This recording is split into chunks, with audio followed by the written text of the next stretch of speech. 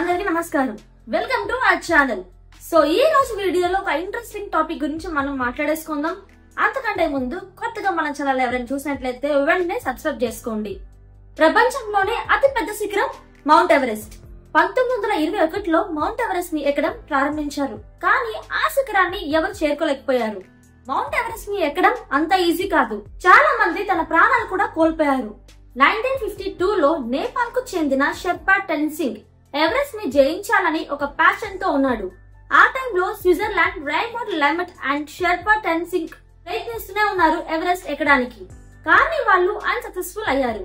1952లో టెన్సింగ్ మరియు రేమండ్ దాదాపు మొత్తం ఎవరెస్ట్ ని ఎక్కారు. కానీ తీవ్ర ఇబ్బందుల కారణంగా 1000 అడుగుల దూరంలో ఎవరెస్ట్ నుంచి వెనక్కి తిరిగి రావాల్సి వచ్చింది. లక్ష్యంకి చాలా దగ్గరికి ఉన్నప్పటికీ కూడా తిరిగి రావడానికి చాలా బాధపడ్డారు.